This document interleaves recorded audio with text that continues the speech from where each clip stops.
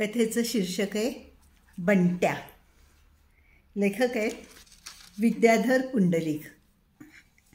ऐकूया बंट्याची गोष्ट.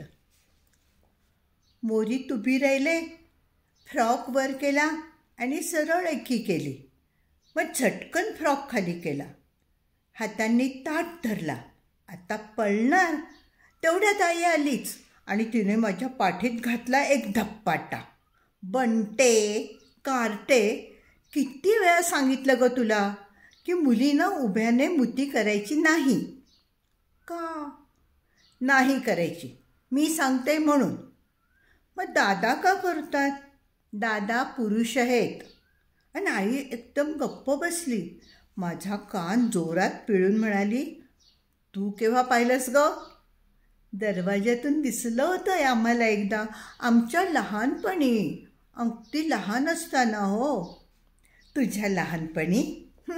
सगळं पाहिलंयस हो तू लहानपणी. पण काही झालं तरी तू करायची नाहीस. मुलींनी बसूनच मुती करायची. काय? म्हण नाही म्हण. वाटलं म्हणावं हो, पण मागून म्हटलं नको. मग दिले आईच्या हाताखालून एक हुलकावणी आणि धूम पळाले. आई माझ्या मागून आली. मधलं दार बंद होतं म्हणून डायनिंग टेबलला चक्कर मारली. खूप हसले. सरळ नळावरून वरच्या पत्र्यावर धाड धाड जाऊन लपून बसले. ये आता. आई तिथेही आलीच. तिच्या हातात धुणं वाळत घालायची काठी होती. तिने रागारागाने ती खिडकी आडून ठोसली. मी मागे सरकले. काठीचं टोक माझ्यापर्यंत येतच नव्हतं. मुळी कसा जिर्या. आई डोळे मोठे करून दात ओठ चावून माझ्याकडे बघत होती. मी काठीचं टोक ओढूनच घेणार होते, पण आई दमली होती. तिच्या पोटात बाळ होतं ना. ती आधीच तोंडाने असं करत होती. मी ओढली असती काठी, पण मागच्या मागे ती पडली असती बिचारी. शेवटी ती म्हणाली, कार्टे, जन्मापासून छळतेस. आलीस ती सुद्धा आईचं पोट फाडून. ये तर खाली तू. मी चिडले ना की माझ्यासारखी भयंकर बाई नाही हो बंटे. किती वेळ तिथे लपून राहतेस, बघतेस ना मी.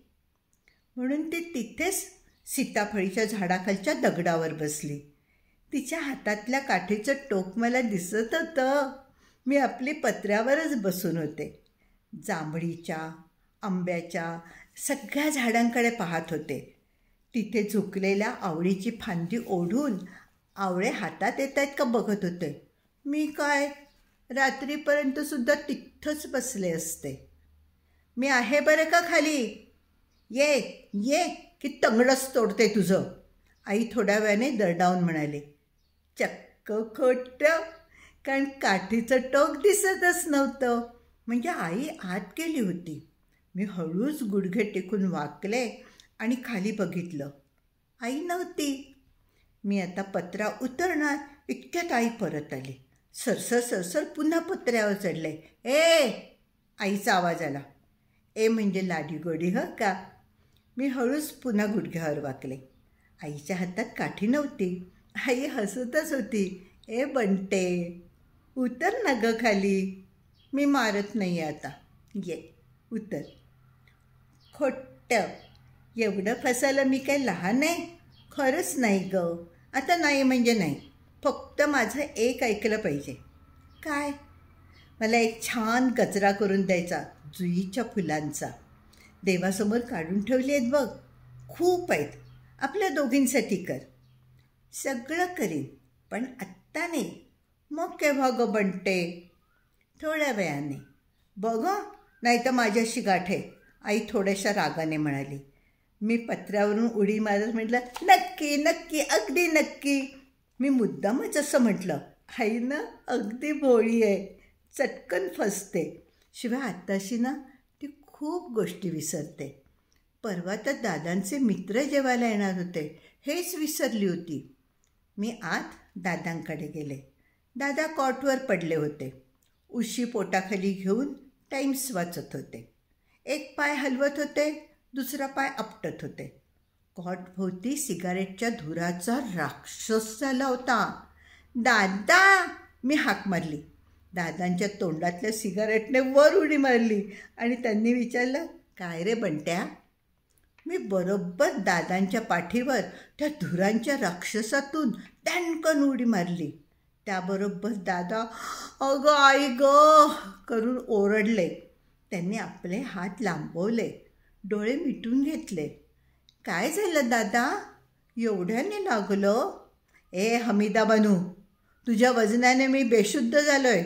बाकी तुझ्या नवऱ्याचं एक तरी फ्रॅक्चर नक्की करणार रे तू बंट्या. इतक्यात स्वयंपाकघरातून आईचा आवाज आला. बंटे, लक्षात आहे ना? और म्हणजे आईला आठवण आहे अजून. मग मी दादांना घाईघाईने म्हटलं, दादा दादा आईसाठी एक वेणी आणून टाका. आणीन की, तिला हवी आहे का? मी खोटीच मान हलवली. दादा उठले, हळूच दाराआड उभे राहिले. दादा आत गेले. आईला म्हणाले, काय ग, कुठली वेणी पाहिजे तुला? मला कुठे हवी आहे? एवढी बागेतली फुलं असताना बाजाची वेणी कशाला हवी? त्या दांडोबाने सांगितलं असेल, बंटे इकडे ये अगोदर. मी पटकन आत आले. नाही नाही, त्याने नाही सांगितलं. दादांनी माझी बाजू घेतली. मग तुम्हाला माझे डोहाळे पुरवावेसे वाटू लागले होय? हो हो हो हो हो, तेवढं माझं भाग्य नाही आहे हो.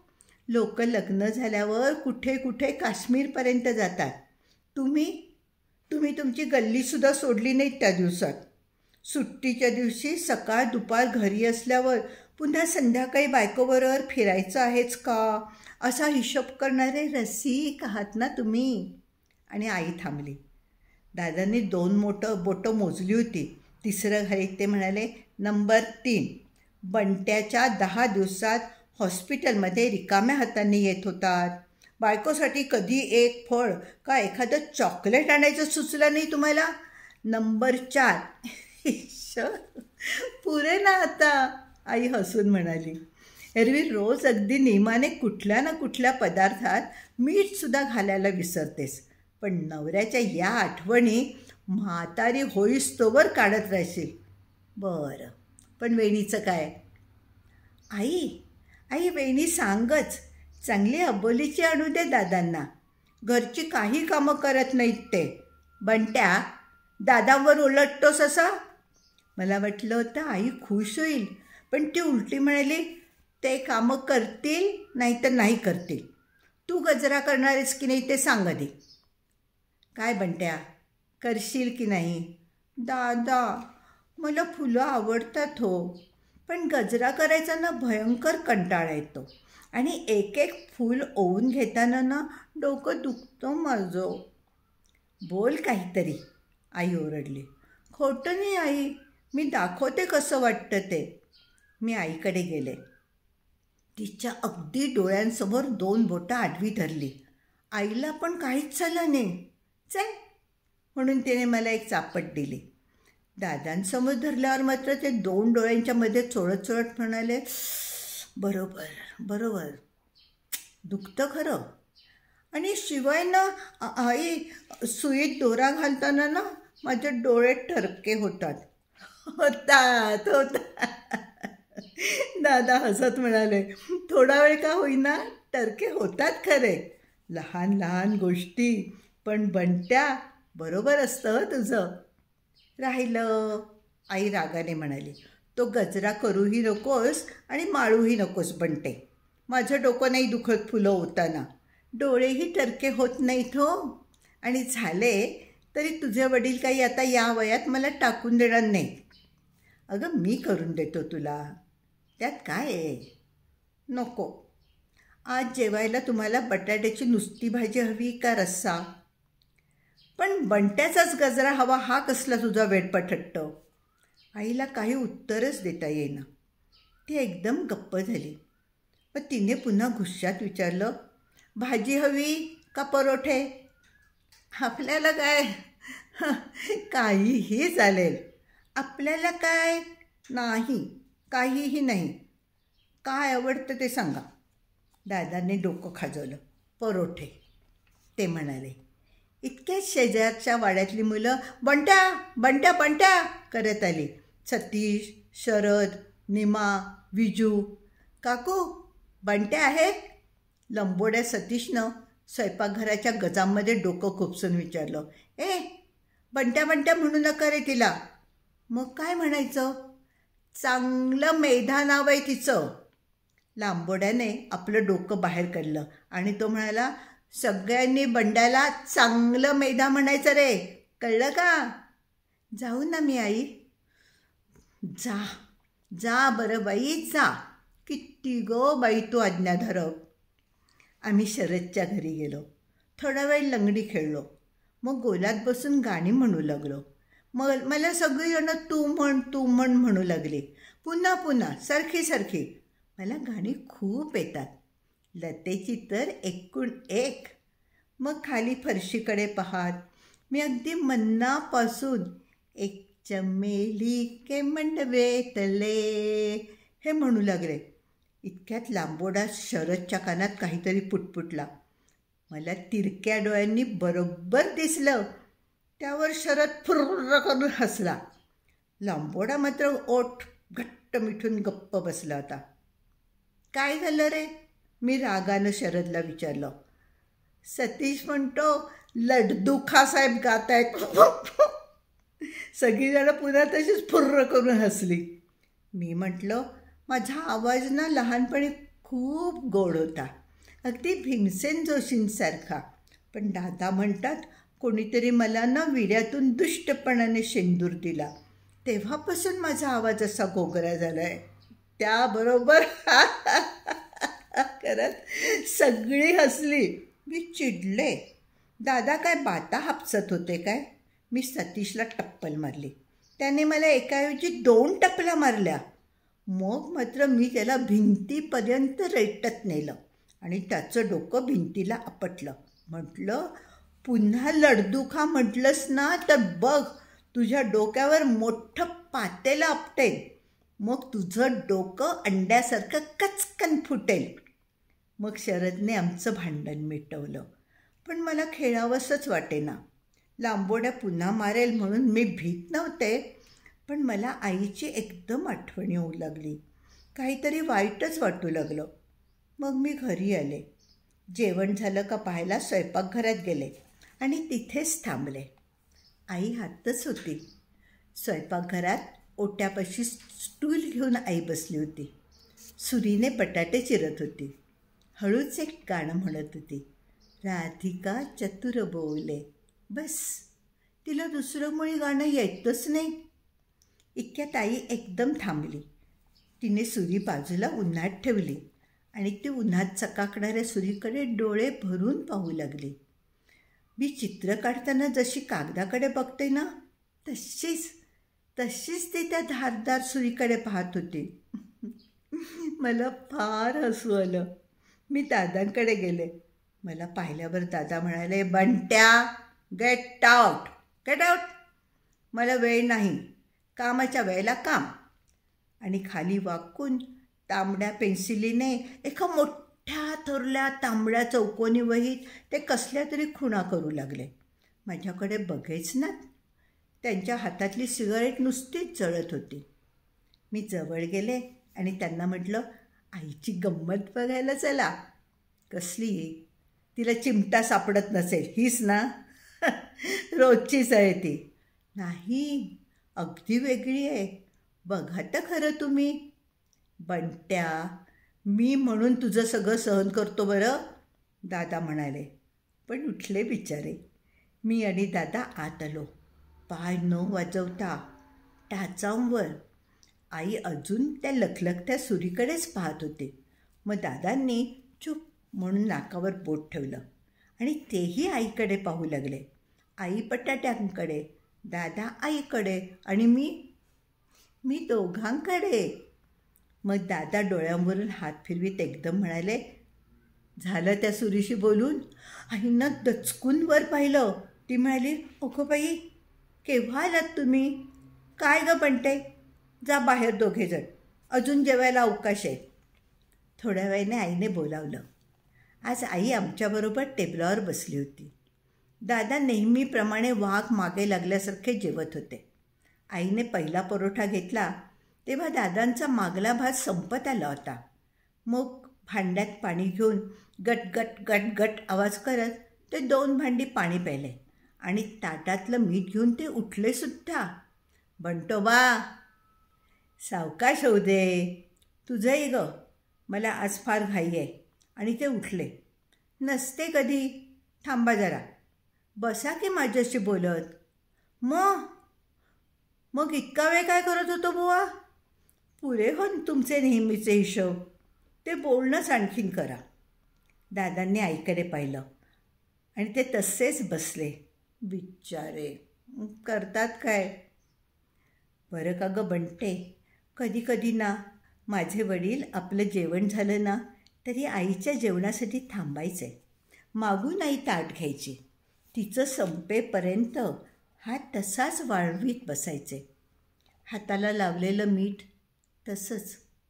आई उठायला लागली की मग ते उठायचे. आई त्यावेळेला म्हणायची आणि आईच्या डोळ्यातून एकदम पाणी चाललं. आईला रडताना मी पाहिलं नव्हतं कधी.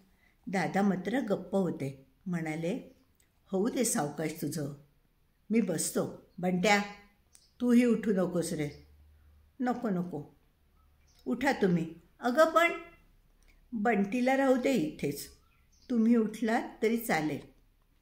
ठीक आहे, तुझी लहर, असं म्हणून दादा उठले.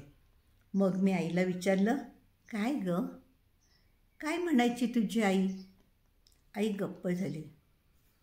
तुला कळायचं नाही गं बंटे. नको डोटे, सांग ना मला, काय म्हणायची? ती म्हणायची, माझं संपेपर्यंत असेच राहा शेवटपर्यंत माझ्याबरोबर. मग राहिले ना वडील तुझे? आई पुन्हा थांबली. मग घाईघाईने म्हणाली, राहिले. जा, उठ आता, उगाचच चांभार चौकशा करू नकोस. आईने हात धुतले. ती आणि मी बाहेरच्या खोलीत आलो. दादांनी सूट घातला. आईने नेहमीप्रमाणे कपाट उघडून त्यांना नेकटाय दिला. दादांनी सिगारेट पेटवली. मी तिथे होते म्हणून आईचा मुका घेतला नाही. ते बाहेर अंगणात आले. लवकर येईन मी आज. का बरं? तुझी तशी माझीच सुद्धा लहर. त्यातून उशीर झाला तर नेहमीप्रमाणे निरोप पाठवेन, विसरणार नाही. बरं, पण फार जोरात जाऊ नका हं. दादांनी मुद्दामच स्कूटर जोरात सोडली आईला घाबरवण्यासाठी. नका ऐकू, आई म्हणाली आणि आत गेली. मी बाहेरच उभी राहिले. दादा वळणावरून बाय बायचा हात करतात म्हणून. नेहमीप्रमाणे दादा वळणावर गेले, पण तिथून अच्छा करण्याऐवजी ते पुन्हा घराच्या दरवाजाशी आले. स्कूटर थांबवून त्यांनी मला जवळ बोलवलं. मी गेले. दादांनी माझ्या पाठीवर हात ठेवला आणि ते म्हणाले, बंट्या, आईला त्रास द्यायचा नाही हं. मी कुठे देते त्रास दादा, तुम्हीच तर देता. बंट्या, नाही, तसा थोडा देते दादा. मग थोडासाही द्यायचा नाही आता. काय? नाही देणार. अच्छा. स्कूटरमधला वाघ गुरगुरला. स्कूटर वळली आणि दादा निघून गेले. आईने सगळं आवरलं. सखूला भांडी दिली आणि ती बाहेरच्या खोलीत चटई घेऊन पडली. मीही तिच्या शेजारी निजले, पण आईला झोपच येत नव्हती.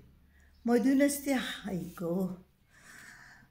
ग असं सारखं म्हणत होती. स्वयंपाकघरात जाऊन पाणी पिऊन येत होती. इकडून तिकडे होत होती. माझा हात दाबून माझ्याकडे पाहून हसत होती. मग मला थोपटून म्हणाली, डोळे मीठ बरं बंटे, झोप हो आता, नको बघूस माझ्याकडे. मी वाटच पाहत होते. मला केव्हाची झोप येत होती. मी जागी झाले तेव्हा 3:10 झाली होती. आईला मी हाका मारल्या, पण ती घरात कुठे दिसेच ना, म्हणून मी मागल्या दारी गेले. आई तिथे बसली होती. जांभळीच्या झाडाखाली फरशीचा कट्टा आहे, त्यावर तिच्यासमोर तांदूळ पसरलेले होते. हाताने ती ते सारखे करत होती. मला पाहिल्यावर ती म्हणाली, झाली का झोप? थांब थांब जरा, दूध देतेस तुला. तिने पुन्हा तांदूळ सारखे केले आणि मला खूण करून बोलावलं. मग मला जवळ घेऊन ती म्हणाली, थोडा वेळ इथेच बस, जरा वेळ बसूया. चालेल ना. मी बसले. जांभळीच्या झाडामधून एक कावळा कावकाव करीत होता. नळाखालच्या साचलेल्या पाण्यात ऊन पडलं होतं. आंब्याच्या एका फांदीतल्या भोकातून एक भुंगा येत होता. गु असं करत होता. मग गप्प बसत होता, थांबत होता. वारा आला की अंगणातल्या दोरीवरचे कपडे झोके घेत होते. आईने ठेवलेल्या तांदळावरून 3-4 चिमण्या उडत होत्या. एक एक चिमणी यायची, तांदूळ घ्यायची, भुरकन उडून जायची. तांदूळ घ्यायची, भुरकन उडून जायची.